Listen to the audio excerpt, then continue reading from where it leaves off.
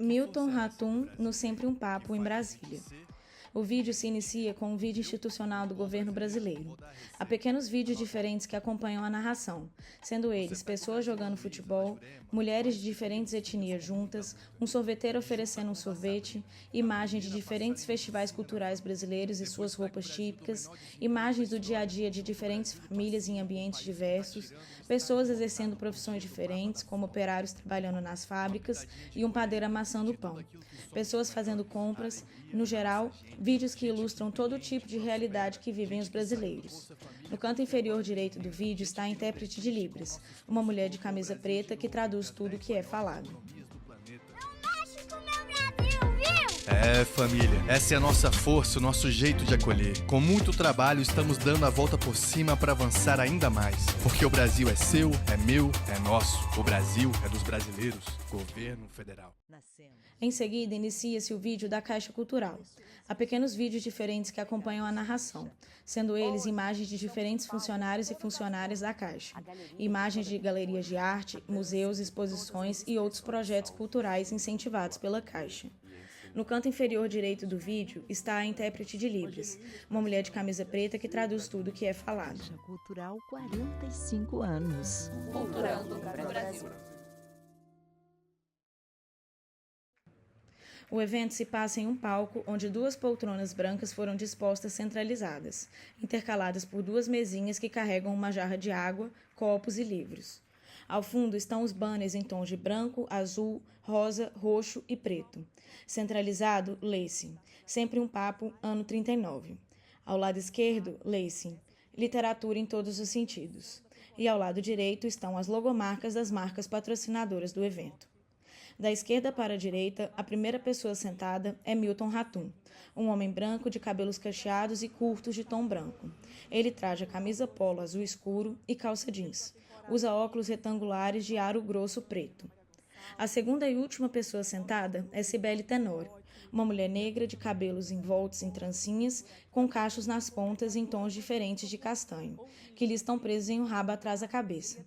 Ela traja vestido longo regata, estampado em tons de bege, laranja, azul, cinza, vermelho, amarelo, verde e preto. Ao longo do evento, a plateia é filmada e está cheia. Ao final da roda de conversa, alguns telespectadores são convidados a interagir com os convidados, e estes recebem o microfone quando falam. Um presente de Natal, porque assim, quem é fã da trilogia O Lugar Mais Sombrio esperava já há um tempo esse presente, que é o encerramento da trilogia com o lançamento de Dança de Enganos, o livro que a gente vai falar hoje, Milton Ratum. Acho que não precisamos mais apresentações. Ia trazê-lo, né, fazer uma apresentação, mas ele já veio, dispensou, né, Milton, essa apresentação. Então, sejam muito bem-vindos. A gente vai fazer aqui o nosso papo, depois vamos abrir para perguntas. Sei que temos muitos leitores do Milton aqui. E, em especial, Milton, eu sei que a gente falava sobre isso agora antes de começar, o Milton, os papos para o lançamento do Dança de Enganos, mas eu quero crer que Brasília tem um lugar especial entre essas cidades, não só porque Brasília é cenário, não só cenário, podemos dizer isso, né? As cidades são protagonistas quase que nos livros da trilogia, mas porque você viveu aqui e você me falava que ficou quase 30 anos sem vir a Brasília. Queria, já para começar a perguntar, Milton, como é para você voltar? Eu sei que o tempo que você viveu aqui foi um tempo duro, quando você era adolescente, eram tempos, né, também duros, mas poder voltar a Brasília hoje, como é que é reencontrar amigos? Sei que temos muitos na plateia, amigos seus de Brasília. Seja bem-vindo. Muito obrigado, boa noite, obrigado pela presença de vocês, muito obrigado. Obrigado, Cibele. Agradeço também à Caixa Cultural, ao Afonso Borges, escritor e gestor cultural, querido amigo. Bom, olha, eu, de fato, passei muito tempo, décadas, sem vir a Brasília, porque quando eu saí, um pouco como o personagem Martim, no fim do primeiro volume, eu achava, e ele também achava, mas eu, mais do que ele, achava que não ia voltar tão cedo, ou nunca mais. E, no entanto, foram amigos. Isso foi em 2000 ou 2002, quando eu publiquei o Dois Irmãos. Eu acho que foi o Carlos Marcelo, o escritor, jornalista Carlos Marcelo, que trabalhava no Correio Brasiliense, me convidou e disse: Brasília mudou, e você também mudou, então você precisa vir e tal. E foi quando também já estava pensando vagamente na trilogia. E graças a esses amigos e ao querido Nicolas Ber, que deve estar aí, eu não sei, não estou enxergando, o poeta, nosso poeta, e que foi meu guia por Brasília, e revisitamos tantos lugares, e eu fiquei encantado pela cidade. Então, só os mais jovens não imaginam como era Brasília em 68, 69, né? Era outra cidade. Né? E, quando eu voltei, Brasília era uma cidade já verde, né? Uma cidade resplandecente, que já tinha, enfim, arborizada, tinha um jardineiro de Brasília, né, que cuidou enfim, das plantas e tudo. E eu revisitei todos esses lugares, e a universidade, a UNB. Soube que o CIEM agora, naquela época, já tinha virado acho que um pronto-socorro, um hospital, não sei. E, enfim, foi uma volta nostálgica, mas foi também é curioso, porque a primeira vez que eu revisitei o Lago Norte com Carlos Marcelo, tinha uma pessoa idosa, um homem, um velho, assim. Como eu, um velho, mas não que nem eu, mas velho como eu, sentado de costas com 2 seguranças enormes do lado dele. E eu fiquei curioso. Eu disse: o que é isso? Que cena louca! Vamos lá ver uma cadeira de rodas. E eu me aproximei.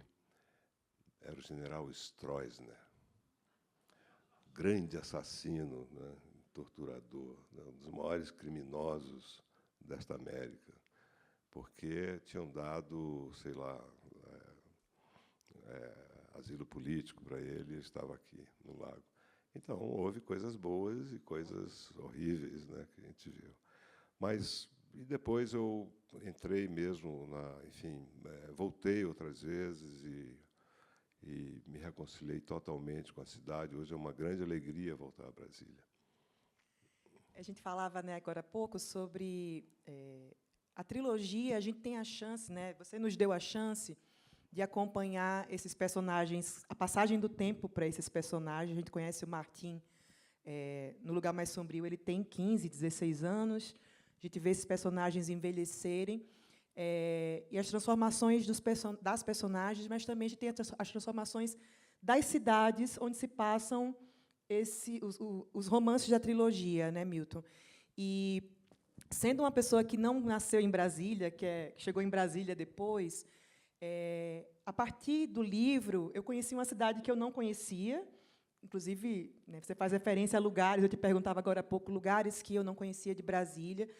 Eu queria que você falasse um pouco também sobre isso. É proposital falar sobre as transformações das cidades, porque a gente tem aqui o plano piloto, temos a Ceilândia, no livro 1, a gente está falando, né, Na Noite da Espera, onde Brasília é mais presente. Mas isso também acontece nos outros, em Santos, Ouro Preto.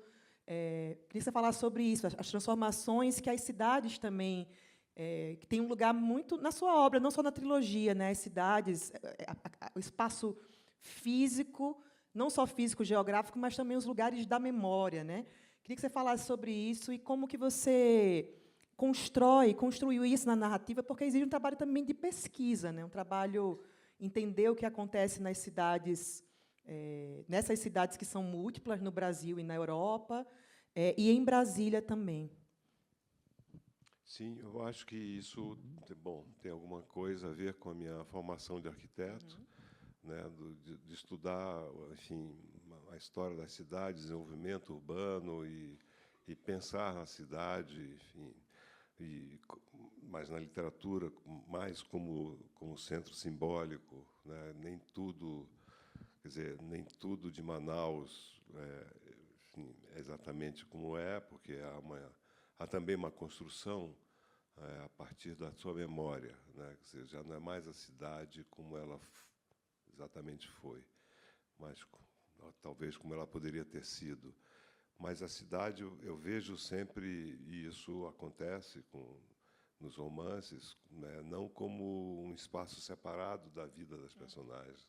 Então, eu acho que há sempre um esforço para você, vamos dizer assim, ligar a questões, né, interiores, né, da personagem com a própria cidade. Então, a solidão, por exemplo, essa solidão radical do Martim, absoluta, quando ele chega a Brasília, vindo de São Paulo, foi essa coisa de não ter vizinhos, né, de você, o espaço, vamos dizer, vasto demais. E isso, em 68, era ainda... Hoje, talvez não, porque há tantos centros, enfim, comerciais, mas, mesmo assim, naquela época, era muito difícil você sair de uma cidade convencional e chegar a Brasília. E eu sentia essa solidão, porque eu vinha de Manaus, que era uma cidade relativamente pequena naquela época, 300 mil habitantes, mas com uma vida de praças, de balneários, de uma vida clânica, né, de grupos, quintal, etc., turmas.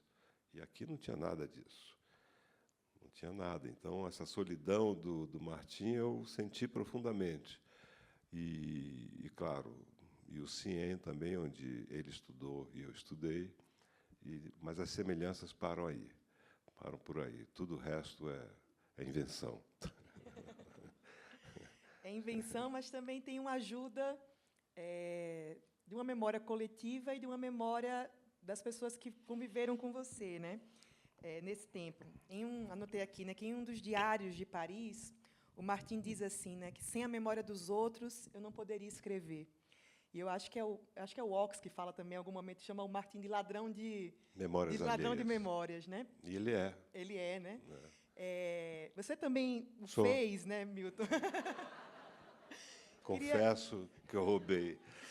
Queria que você falasse sobre a construção, né, esses arquivos pessoais, relatos, diários, na construção do romance. Como é que você foi arregimentando, juntando a sua imaginação como escritor, as suas memórias, né, e também esse conjunto de memórias dos outros que você, como ladrão, um bom ladrão, roubou para ficcionalizá-las.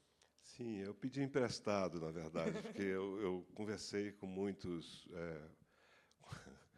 com os sobreviventes da minha geração, posso dizer assim, e que viveram em Brasília, moraram aqui, enfim, um deles veio comigo de Manaus, o Aurélio Miquiles, que eu acho que alguns de vocês já conhecem, porque ele acabou ele fez um documentário muito forte, chamado Honestino, sobre o Honestino Guimarães.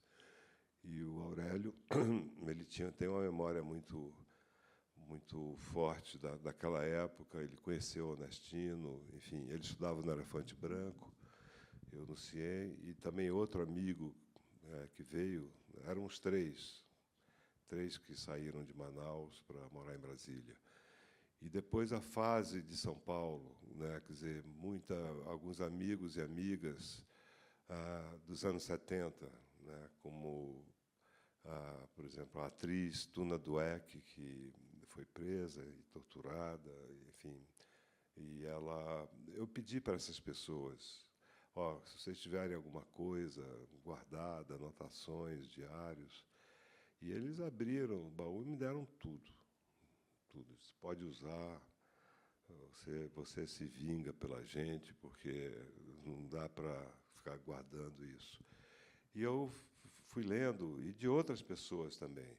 E eu fui lendo esse material todo. Na verdade, eu aproveitei pouquíssima coisa. Era mais o ambiente e as histórias que podiam estimular a minha imaginação. né? Porque a imaginação, ela também tem uma forma, vamos dizer, ela tem um papel, né, cognitivo muito forte.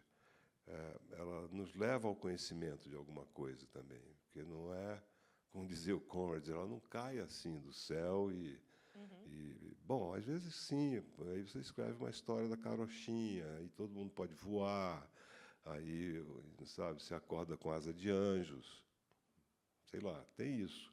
Essa imaginação que tende ao romanesco, né?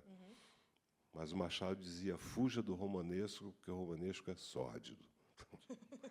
E como eu sou um autor realista, que gosto do realismo, e admiro os romances realistas, eu me apego muito a essa, vamos dizer, a verossimilhança, vamos dizer assim. Eu digo isso sem muita convicção, mas eu me apego à verossimilhança, que o Jorge Luiz Borges tem uma coisa interessante sobre isso, a verossimilhança. Ele diz, olha, às vezes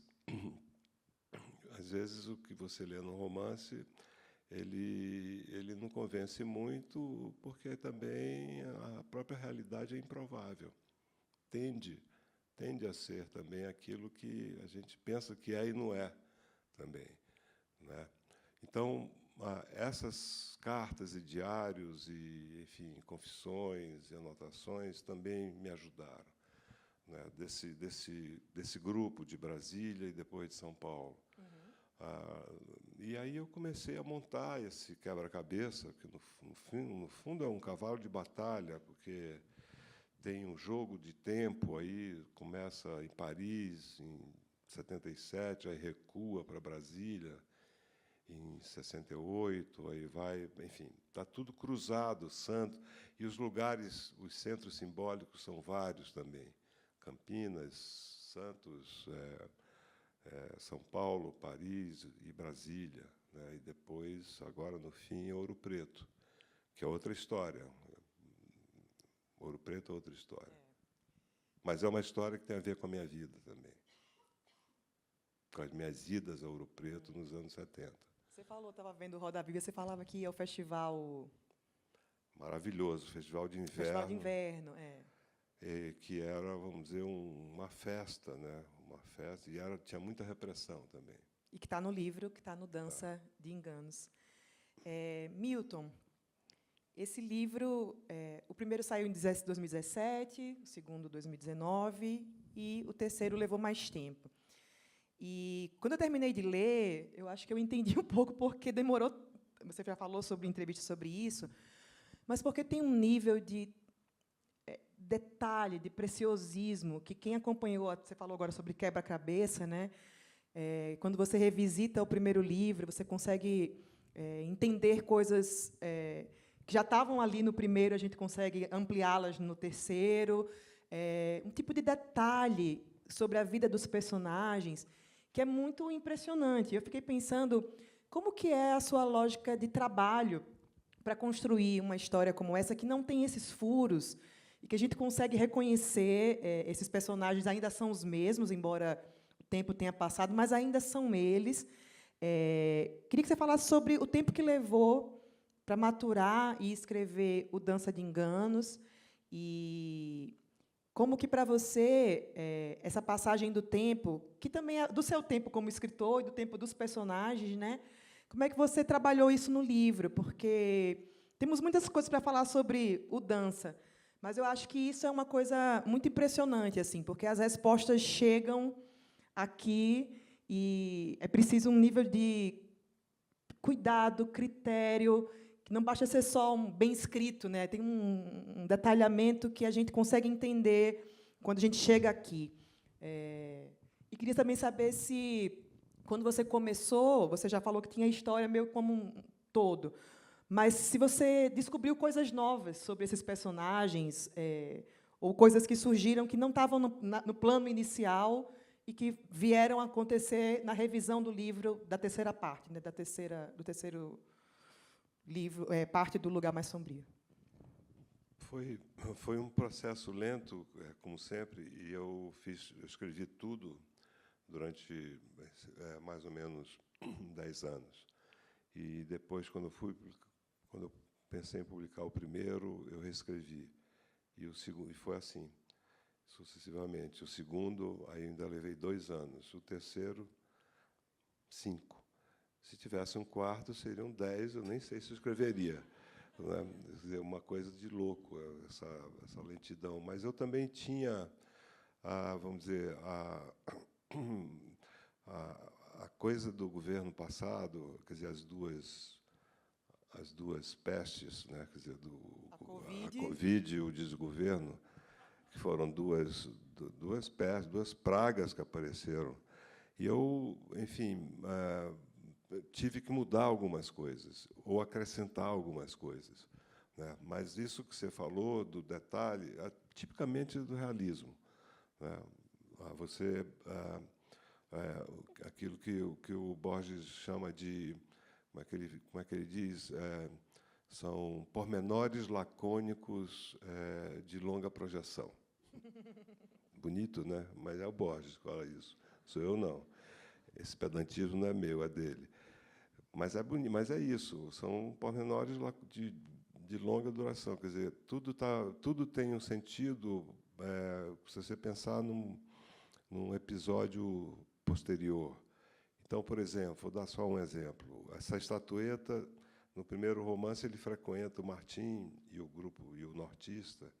Eles são protegidos por um embaixador, pelo embaixador Fazão, né, que salva, na verdade, os dois. E que tem uma biblioteca, é um diplomata, tem uma biblioteca maravilhosa, e tem as estatuetas. Ele serviu na África, e tem as estatuetas africanas, e o Martim rouba uma estatueta. Não é só memórias que ele rouba, ele gosta de pegar as coisas.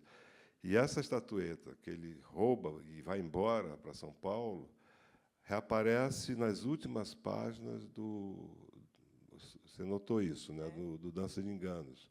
Porque é uma mulher, a estatueta feminina que tem ali um significado também. E ele vai, para onde ele vai, ele leva aquilo.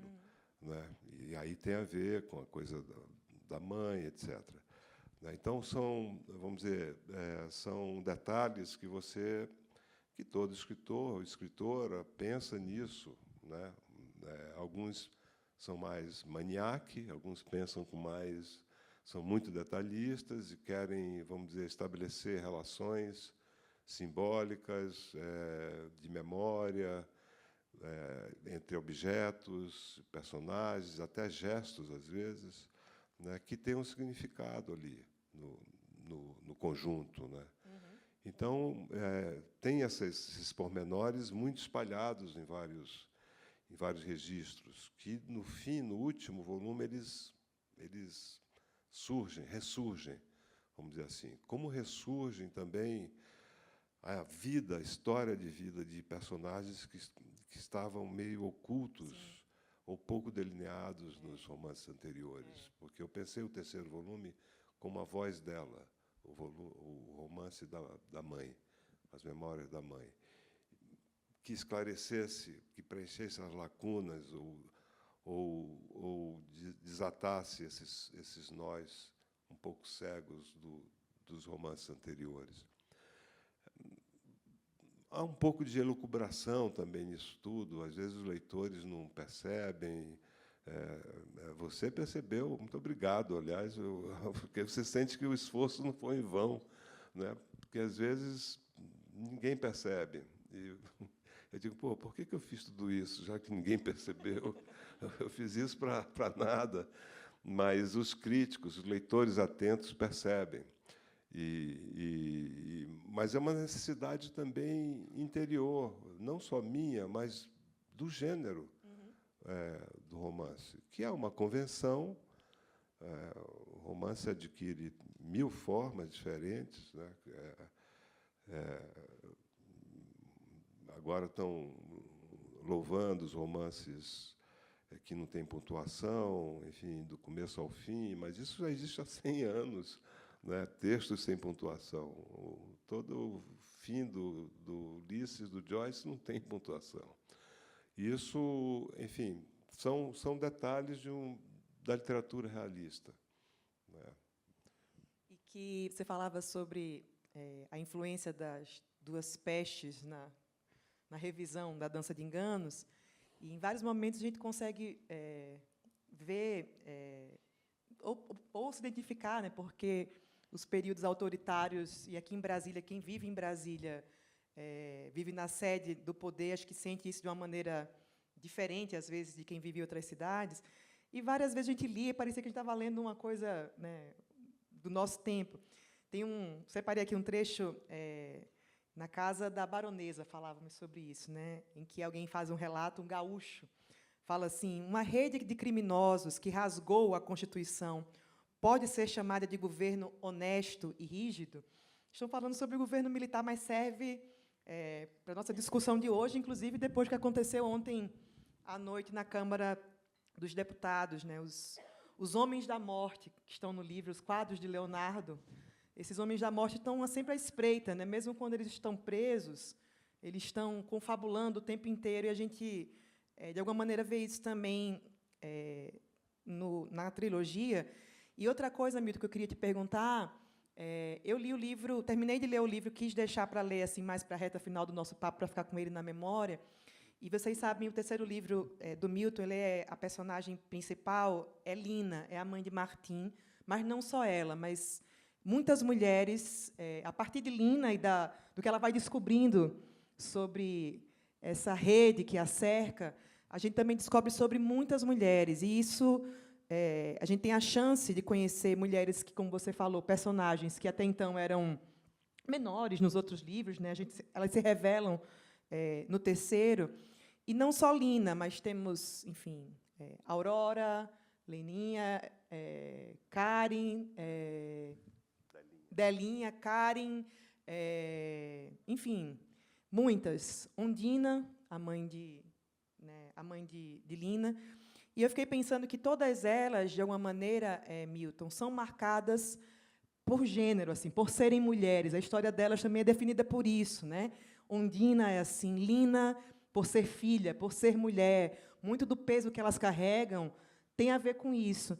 E a gente vem nesse momento em que nós fomos às ruas, as mulheres, inclusive, né, no último final de semana, pedindo, enfim, fim dos feminicídios, dignidade para nós. A mãe de Delinha, né, uma personagem que, né, não vamos dar spoiler, mas que tem a ver com essa discussão que a gente está fazendo agora.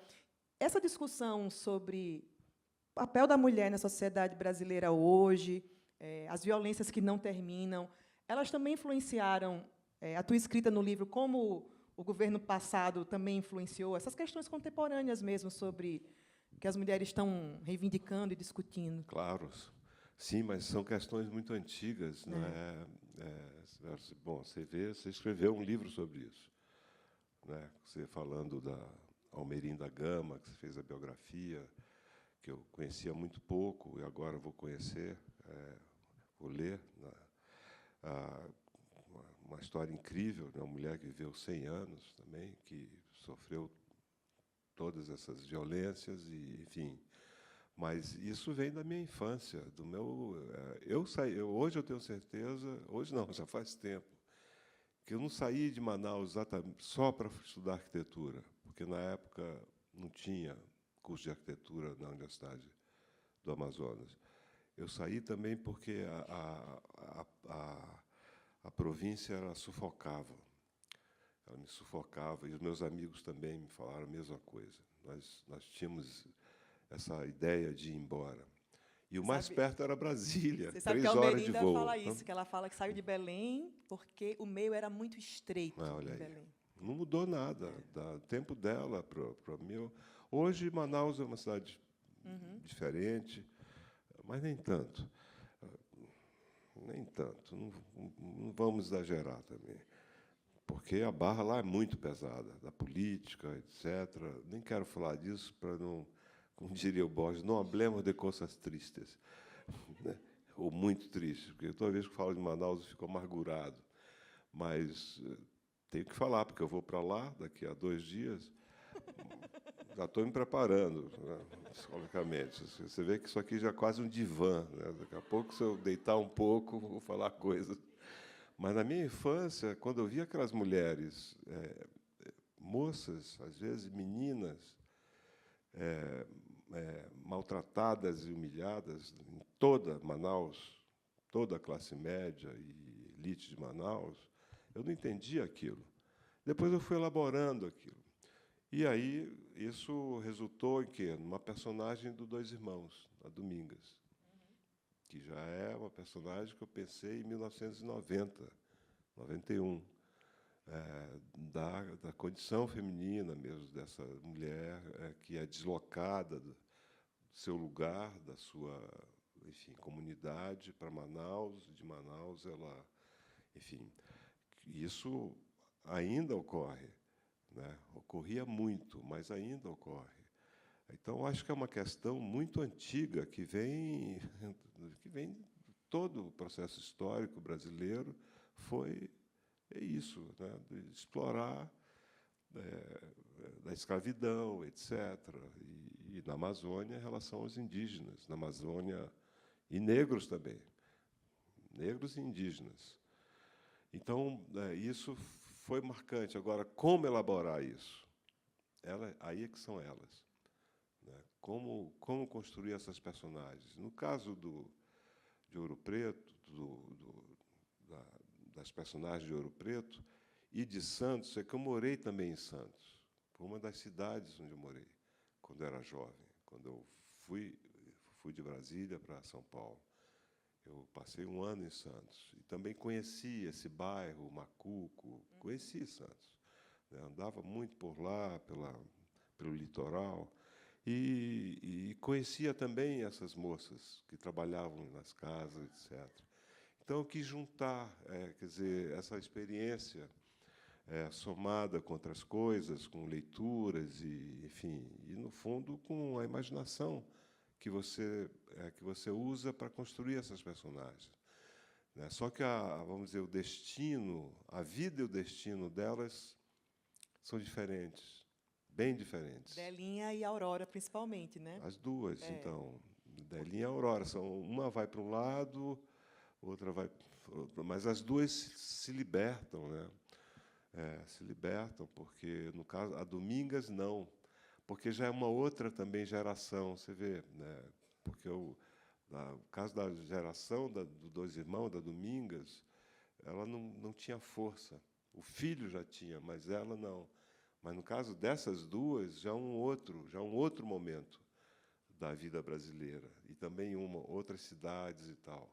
E tem a Irma também, que é uma personagem, é uma das que eu mais, enfim, me empenhei em construir, porque além dessas questões vamos dizer, da violência, da humilhação, da exploração, tem também a questão da sexualidade, tanto dos homens e das mulheres, que você, claro, percebeu isso no livro.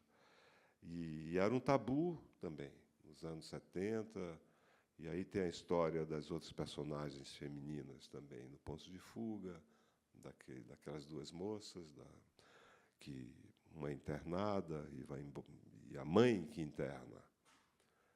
É a mãe que interna a filha, manda internar a filha, prende a filha, sequestra a filha, porque geralmente são os pais, que são os homens que fazem isso com as filhas, os pais. Mas não, em algum momento também as mães fazem. Uma mãe fez. Aconteceu com uma amiga minha. É verossímil porque aconteceu com uma amiga minha que me contou toda a história e disse: pelo amor de Deus, fala disso porque eu não aguento mais, só eu sei dessa história. Eu quero que as pessoas saibam que existiu isso. E ela, de fato, é o pai que tirou da clínica e ela fugiu com a companheira dela, acabou nos Nambiquaras, em Rondônia, e ficou lá. Então, são histórias de vidas que vão, enfim, falando do Brasil também, como ele foi, como ele é. Né? Porque tem, assim, a gente sabe, a história principal, mas essas outras histórias, né? Porque essa exploração me doeu muito. Delinha era uma criança quando ela vai, é uma das personagens da dança, né? Criança quando ela vai, é uma das personagens da dança, né? Ela vai trabalhar, ela é um pouco mais nova do que Dácio, né? É uma criança indo trabalhar Sim. na casa. Sim. E também a Aurora, que vai trabalhar naquela casa que a quem se acha que ela deve, né, deve muita gratidão por ter, como Sim. acontece muito nas famílias ainda, né, ainda infelizmente no Brasil de classe média, que Foi encontrado numa carta, né? Essa história da carta, carta. né? E aí os amigos lá de Ouro Preto, há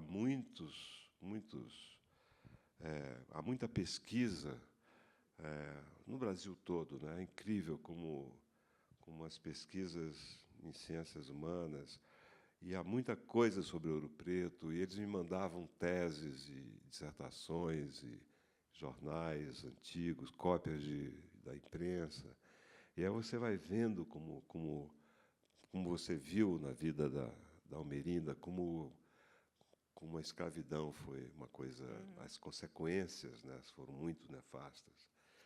E aí eu entendi Ouro Preto, o que é Ouro Preto, depois das várias visitas que eu fiz, e passava uma temporada lá, e das leituras também, como aquilo foi construído, né, para entender quem é a personagem. Porque você pensa numa personagem, você tem que entender também a vida dela, né, se aquilo, enfim, faz sentido, e etc. Então, foi um trabalho de pesquisa também que eu fiz. Esse Dança de Enganos é o meu livro mais refletido. Assim, eu pensei muito nele, cada você falou, cada frase foi pensada. Foi uma desgraça. Nunca mais eu faço isso. Não aguento mais. Eu acho que... Eu não sei se alguém aqui já leu o livro, né? Já está com o livro na ponta da língua. Eu gosto muito de Delinha no livro. Eu também. Você sabe, eu gosto, né, como ela também vai tocar a vida dela, tem os seus... Essas mulheres, elas são mulheres muito complexas, têm as suas relações. Delinha tem o seu coroa, que ela arruma também depois lá, né? Maravilhoso. Sim. Lina é apaixonante, todas elas... Fiquei muito feliz, assim, porque, né, sou uma autora feminista, e quando a gente lê um livro em que mulheres não são, sabe, retratadas daquela maneira. São mulheres complexas. Lina, ela tem muitas contradições, e ela sabe disso. Ela se pergunta se ela errou quando ela não levou Martim para morar junto com o artista, e sofre com uma mãe que também pode ser muito cruel com ela. Você falava sobre a mãe que interna a filha, né? E Ondina, que é a mãe de Lina, ela é muito cruel com a filha. E não só as mulheres do livro, né? Temos homens nesses livros também que são... Rodolfo é um horror, né? Bom, eles estão aí, né? Eles existem. Estão aí. Rodolfo, que no começo da trilogia a gente sabe que ele é um homem que não é muito legal, mas, enfim, ele vai se revelando ao longo dos livros, e no terceiro isso fica muito evidente, porque falar também de gênero também é falar do gênero, né, não só feminino, né, mas entender sobre a condição feminina a partir desses homens que também podem ser muito violentos, opressores, de um jeito que nós conhecemos bem, e por isso que essa discussão, ainda nessa perspectiva, ainda é tão contemporânea, né, Milton? Eu acho que isso, pois é, mas a gente não pode contar tudo. Fica querendo mas, falar do livro. Eu quero falar mais, mas não posso, então não vou falar. Eu acho, Milton, que a gente pode começar a abrir para as perguntas, que eu acho que o papo fica mais rico quando a gente consegue ouvir também outras perspectivas de vocês. Quem tiver perguntas, já pode ir levantando a mão sobre o dança, sobre o processo criativo do Milton, sobre outros livros também. Já vamos lá, começando aqui. A gente chega já aí, já tem uma turma assim levantando o braço. Cadê? A Helena vai chegar aí.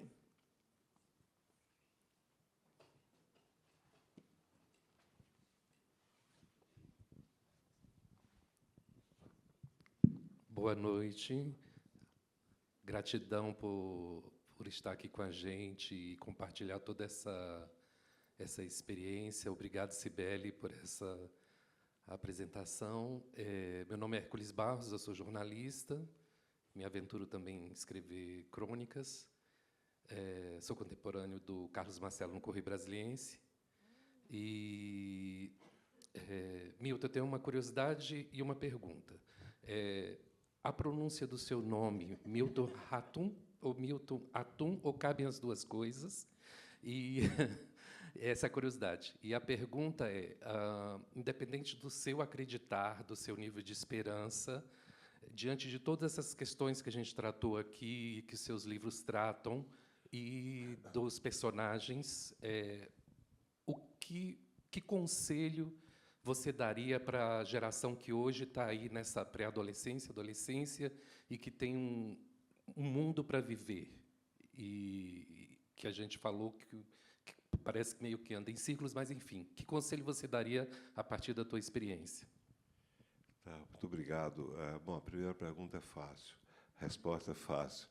Olha, sempre em Manaus e em Brasília foi atum, porque em português não existe o H aspirado como em inglês, né? A gente não diz hotel,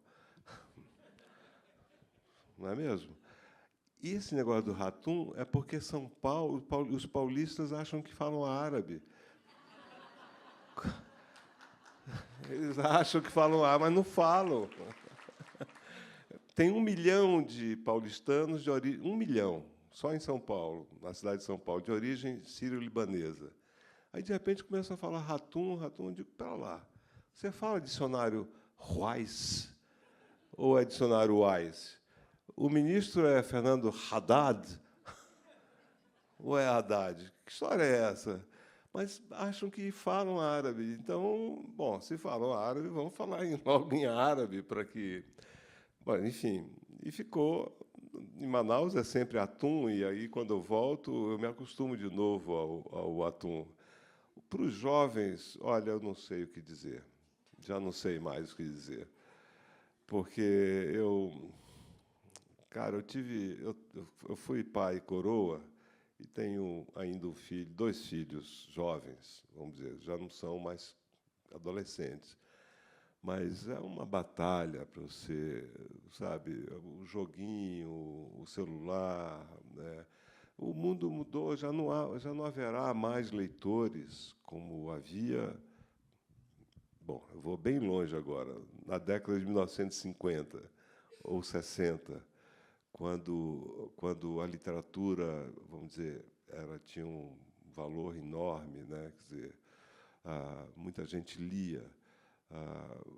Então, hoje, a minha juventude em Manaus, por exemplo, foi sem televisão. Não conhecia televisão, não havia TV. Então, o que a gente fazia? Além de ir aos balneários, aos rios, etc., a gente lia, certo? Ouvia histórias, lia. Mas hoje isso acabou, né? Agora, para quem quer, para um jovem que quer escrever, que tem, vamos dizer, a ambição de ser escritor, de ser romancista, primeiro, ele precisa gostar de ler. E ler o quê? Ler os clássicos, né? É isso, não tem muita... Viver intensamente e ler os clássicos, né? Quer dizer, eu fiz isso, quer dizer, quando eles me perguntam, os jovens me perguntam, eu vou muito a escolas em São Paulo, fui a dezenas e dezenas de escolas, e sempre tem alguns que querem escrever, e me perguntam, e falam, olha, você viva intensamente e leia, né? Leia os bons livros, leia alguns clássicos. Aí eu falo da minha experiência, que foi um pouco neurótica com isso. Um pouco não, foi bastante neurótica. Porque quando me deram, lá na USP, eu estudava arquitetura, mas fugia dos cursos de cálculo, essas coisas, ia para aula de literatura, como ouvinte. E um professor me deu uma lista dos Great Books. E aí eu achava, isso foi em 76, por aí, 76, eu achava que eu só podia escrever o primeiro romance depois de ter lido aquela lista, que é uma maluquice total. Maluquice, que estavam os romances do Faulkner, vários brasileiros, pan-americanos, os russos, não sei o quê, os gregos, o teatro grego, Shakespeare. Eu digo, porra, Molière, Racine. Bom, eu fui lendo, né? Por isso que eu demorei também. Até acabar uma parte daquela lista, eu já tinha 35 anos. É assim. Mas não me arrependo. Porque, aliás, na primeira resenha, uma resenha do Relato de um Certo Oriente, uma crítica do Rio falou das influências e ela estava absolutamente certa, a desgraçada. Ela reconheceu. Ela era uma menina, era mais nova do que eu. Aí, 30 anos depois, eu me encontrei com ela e disse, como é que você sabia daquilo, que eu tinha lido aquilo? Aí disse, porque eu sou leitora. Sou leitora precoce. Eu digo, tá bom. Complementando aqui, Milton, acho que também você fala sobre isso, né? Porque o tempo que levou para escrever, o tempo que você leva para escrever, é um tempo que não é o tempo que as pessoas têm hoje de dedicar para a escrita, para as coisas em geral, né? Para a leitura, para a escrita, mas é preciso uma certa obstinação, assim, né? Para poder escrever e maturar as ideias e, enfim, revisar, fazer como o Graciliano falava, né? Que você tem que trabalhar as palavras como uma lavadeira trabalha, né, a limpeza do pano na pedra, né? Assim, demora, né, Milton? Romance tem muito disso, né? A poesia não, porque os poetas e as poetas são seres iluminados, né? Tenho absoluta certeza. Não há poeta. Você trabalha muito texto. Manuel Bandeira levou mais de 10 anos para escrever, revisar-o profundamente, que é um dos grandes poemas da literatura brasileira. Mas ele dizia que a poesia, o poema se faz, se escreve. Aqui, para ele. Escreve para ele, para os mortais. Como é que você faz isso? Como é que ele consegue aquilo, gente? O Drummond, enfim, os poetas, o Nicolas está aí. Falei ontem para ele, você me dá isso aí para ler? Como é que você consegue fazer isso aí? Eu jamais conseguiria. Porque o romance tem essa obstinação, ele exige isso, anos a fio. E, quando a pessoa não tem paciência, aí não sai, ou, sei lá, às vezes... Há casos em que você escreve em um mês, grandes livros, você escreve, sei lá, num jato, assim, isso acontece. A Raquel de Queiroz era uma menina quando escreveu 15, e é um livraço. É um dos grandes livros não só sobre a seca, de 1915, mas sobre aquela personagem, sobre a relação dela com uma intelectual, uma jovem intelectual ali meditando, pensando, ali no sertão, sozinha. É um romance sobre a solidão feminina também. É um lindo romance. A Raquel nunca mais escreveu um romance tão forte quanto esse. Mas, ou a Clarice, com ainda uma menina, escreveu Perto do Coração Selvagem, mas são exceções. Na maioria das vezes, são anos e anos de luta com as palavras. A Alessandra tinha levantado a mão aqui. Vamos aqui, Helena. Boa noite, Cibele. Boa noite, Milton. Eu sou a Alessandra, sou jornalista, escritora, e trago um pouco uma curiosidade também, Milton, dessa Brasília que você abandona, pensando que não voltaria nunca mais para essa Brasília que o Nicolas te apresenta. Eu também fiquei muito tempo, assim, durante 20 anos, cobrindo política e economia aqui. A gente fala mal de Brasília, só mostra o lado sombrio de Brasília, mas também tem o outro lado da Brasília que muitos de nós que vivemos aqui desconhecem, como Vladimir Carvalho mostrou, né, do massacre da Pacheco Fernandes, que pouca gente conhece. E eu te pergunto, para juntar esse lado arquiteto com arquiteto de ficções também, como que é voltar para essa Brasília hoje, nesse contexto do mundo, né? A gente vendo as democracias no mundo ruírem, guerras absurdas, você voltar para essa Brasília. Eu imagino que você tenha saído daqui por conta, né, da repressão, dos anos da repressão, e por isso tenha dito que não voltaria, voltar agora.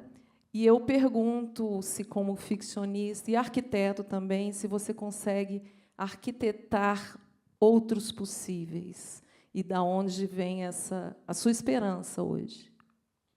Não, eu acho hoje, Brasília, eu acho uma cidade fascinante, sobre todos os aspectos. Eu acho que ainda é, apesar enfim, o plano piloto foi muito alterado, né? Foi uma coisa, foi violentado mesmo, né? Porque a partir dos anos 70 e durante a ditadura, tudo era possível fazer. Em Brasília, em Manaus, em São Paulo, Rio, podia fazer qualquer coisa. A minha cidade foi destruída, o centro histórico foi destruído, sobrou lá um miolinho e teve, inclusive, um prefeito que pensou alto e falou que o Teatro Amazonas podia ser derrubado e virar um estacionamento. Foi um coronel prefeito que aparece. Ele me inspirou um personagem dos Cinzas do Norte. É ele. Ou algo parecido com aquele monstro, né? Então, foi a barbárie total. E depois continuou assim. São Paulo hoje é uma cidade, é uma das cidades mais hostis que eu conheço. Eu moro há 25 anos lá e você, agora, para ver o céu, você tem que olhar, quase que se deitar, né? Erguer a cabeça, porque tudo foi liberado. Hoje vai ter um edifício de 80 andares na Zona Leste. É um delírio total, sabe? É uma loucura esse país, né? Então, olha, como perspectiva, eu não sei, eu não sou o otimismo, enfim, não tem frequentado muito o meu horizonte, assim, eu acho que, mas acho que a gente sempre também não pode se deixar imobilizar, sabe? Eu acho que você vê, vamos dizer, um horizonte sombrio, mas eu acho que você tem que ir às ruas. Essa é a minha esperança na mobilização das pessoas. O que vai acontecer domingo. Em São Paulo, com certeza. Espero que aconteça em todo o país.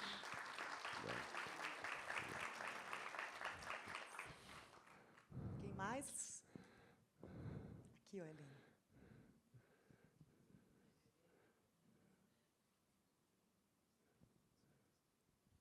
Olá, boa noite. Sou Fabrício, sou de Manaus. Olá. E a minha pergunta, primeiro, uma curiosidade também, se o senhor é garantido caprichoso. E uma pergunta, e tem duas perguntas. Eu fui um desses adolescentes que o senhor foi na minha escola em Manaus apresentar Dois Irmãos há mais de 20 anos atrás. Então, como é a recepção? O senhor percebe essa diferença de leitores por gerações? Eu li o Dois Irmãos lá, um pouco depois do lançamento, e também como leitura obrigatória de vestibular. E outros leem por... Enfim, em vários momentos, já percebe essa diferença geracional de leitores que vêm lendo seus livros, ou leem um livro, sei lá, o Relato Certo Oriente, já tem quase 40 anos, como têm sido essas leituras. E uma segunda pergunta, se puder. Eu li recentemente um ensaio que o senhor fez sobre a noção de espaço em A Selva e Média Maria. E aí a pergunta é como você mesmo analisa o espaço na sua obra, né? Como é essa noção de espaço na sua obra, que a análise, enfim, achei genial, traçando bem a diferença do que era a natureza, a floresta na selva e no Média Maria, né? E como eles compuseram as obras. Ah, sim. Bom, a primeira pergunta é, meu coração é vermelho. Então já está respondida. E depois, sobre as leituras, eu acho que os jovens às vezes me surpreendem e eu fico, aí sim dá esperança também, porque o Relato, por exemplo, é um livro que já tem quase, sei lá, 36 anos, mas ele ainda é muito lido nas escolas, em algumas escolas. O Dois Irmãos é uma praga, aí está em tudo, em várias escolas e universidades. E eu não sei, eu acho que a nossa salvação é a educação, são os professores e as professoras. Não há outra saída.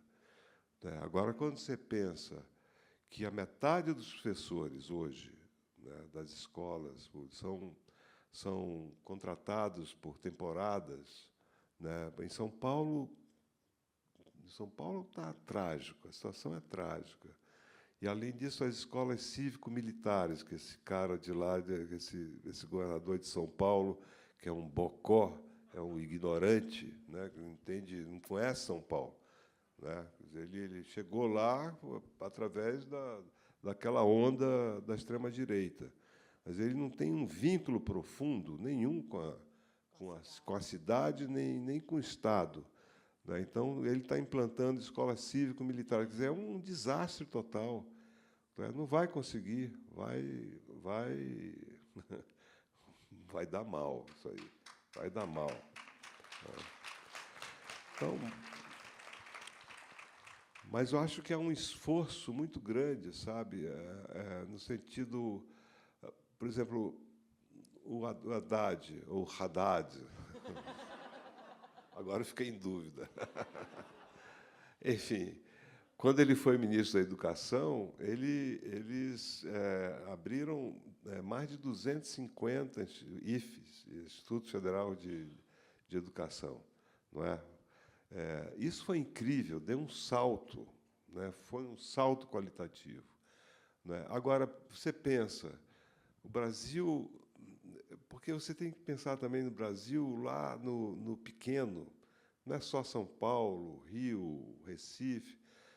O Brasil tem 5.570 municípios, por volta disso, ou isso. A pergunta que eu sempre fiz é qual é o compromisso desses 5.570 prefeitos com a educação das crianças e dos jovens, educação pública de qualidade. Qual é o compromisso? Sabe? Qual é, vamos dizer, porque a democracia seria isso. Mas, com as emendas PIX, qual a esperança que se pode ter? Tem que acabar isso. O ministro Flávio Dino está certo. Tem que investigar para onde vai esse dinheiro. Porque, senão, vira uma zona total, gente. A gente não pode deixar isso acontecer.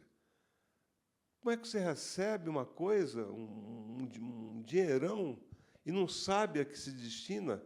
Quer dizer, nós que pagamos imposto, nós não sabemos a destinação dessa verba. Isso aí é uma loucura.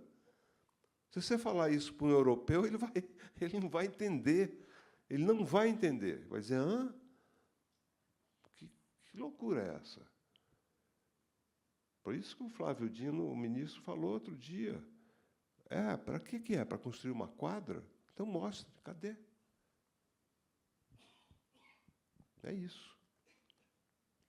Ele perguntou também alguma coisa sobre o espaço. Das cidades, no romance, aí a gente aprende também lendo romance. Porque como é que você aprende a escrever? Bom, você pode dizer, que nem o Guimarães Rosa, que aprender a viver é o viver mesmo. Aprender a escrever é isso, é o escrever mesmo. Mas o escrever mesmo exige o quê? Leitura. Então, como que sei lá, Balzac, o começo do Pai Goriot. É como se fosse um voo de pássaro que se aproxima, de um ambiente pequeno. Então, essas descrições das cidades, Ou então o Guimarães Rosa, que ele trabalha o espaço com muita propriedade, sempre em função daquilo que o personagem é ou está sentindo, não é? E aí você aprende ou Proust, ou qualquer escritor, vamos dizer, qualquer clássico, você aprende a construção do espaço a partir desses livros, né? E elabora o seu, né, de acordo com os seus personagens. O que não pode, o que a gente deve evitar é separar. O espaço já não é mais um ornamento. Ele já não é mais uma coisa separada do conflito, né? Então, posso dar um exemplo. No Dois Irmãos, tem uma seringueira no quintal, que é, vamos dizer, por que tem uma seringueira? Porque a seringueira, o látex, é a economia da região. Manaus existe por causa da seiva dessa árvore, certo? Então, tem essa relação da floresta com a cidade. E tem uma relação também erótica e sexual numa cena em que ele abraça a seringueira, o tronco da seringueira, o Omar. Então, você tem que pensar no espaço em função de várias coisas, né? Perdão. Tchekhov, sim. Bom, esse é o mestre em tudo. Bom, você falou Tchekhov, eu estava falando na árvore, ele tem um conto chamado Três Mortes. É lindo, um dos contos mais lindos do Tchekhov. E uma das mortes é a árvore. São dois seres humanos e a árvore. Quer dizer, ele já sacava tudo isso, essa relação entre o ser humano e a natureza. A morte da árvore, que é a mais triste das histórias. Pessoal, a gente vai... Temos mais perguntas, né? Mas a gente está com um tempo bem apertado, porque o Milton vai ainda autografar, e a gente queria encerrar pedindo para o Milton ler um trecho de Dança de Enganos. Sempre acho que tem muita força quando os autores leem o próprio texto, a gente nem sempre tem a chance de poder ouvi-los. Então, a gente vai encerrar com o Milton lendo. A gente, né, convida todos para, enfim, se juntarem, né, pegarem o seu autógrafo. E aí as perguntas, quem sabe a gente consegue, que não deu para fazer aqui, os leitores conseguem conversar um pouco, né, Milton, no papo lá fora na fila. Aguentem firme na fila, façam amizade na fila, combinem em clube de livro para ler o Dança de Enganos. Mas, coitados, eles estão com fome. E quem não leu ainda, gente, olha, valeu a pena esperar, porque isso aqui é maravilhoso. Mas, Milton, página, você falou 124. Deixa eu ver se bom, é um trecho... Deixa eu ver se é isso mesmo.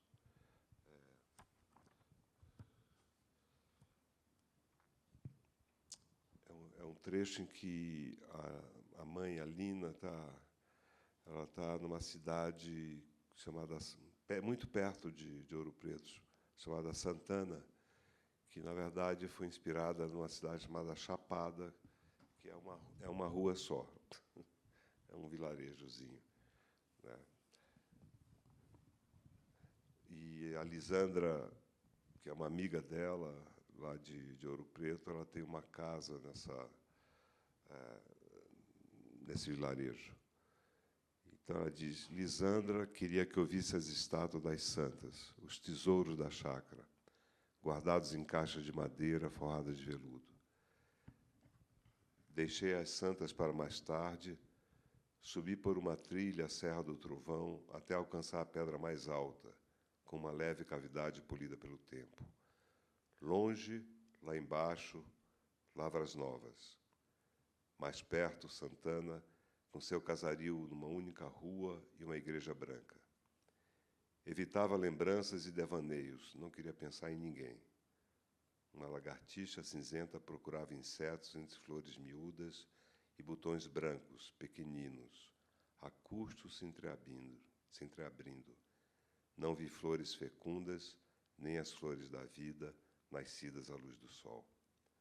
Lá em cima, Um pássaro atravessou uma nuvem pequena e emergiu no azul. O musgo desenhava na pedra oceanos verdes, mas a natureza não me livrava da amargura por nada saber do meu filho. Essa aflição forte atenuava a tristeza de não mais amar Leonardo. O passado é o tempo desse amor, e o próprio passado, anterior a esse amor que findava, me levava a uma igreja de santos, no alto de Monte Serrat. O calafrio que então sentia era de outra natureza. Aquela igreja branca, bem mais antiga que a de Santana, estava cheia de marinheiros. Saí no meio da homilia em memória de Jonas Martim, desci a escadaria, caminhei até o Gonzaga, parei diante do bangalô branco. Jonas me esperaria na varanda. Delinha gozaria livremente o sábado ou o domingo, e antes de anoitecer, perguntaria no porto do estuário: cadê as flores para curar minhas dores? Uma voz disse meu nome. Era Oscar Doherty, que voltava da igreja de Nossa Senhora de Monte Serrat. Entramos na casa, pedi para ficar um pouco no quarto do Jonas. Tudo no mesmo lugar, livros de poesia de navegação, uma carta náutica da Baía de Santos, romances de aventura, a foto da mãe na pequena ilha onde o pai encontrara o filho morto, a mesma ilha que se aproximara de mim no salão do Círculo Italiano. Meus amigos vão chegar daqui a pouco, Lina. Teu pai com certeza, tua mãe não sei. Doherty não quis ver os postais e poemas enviados por Jonas. O olhar do pai parecia dizer: meu filho ainda está neste quarto. Obrigado.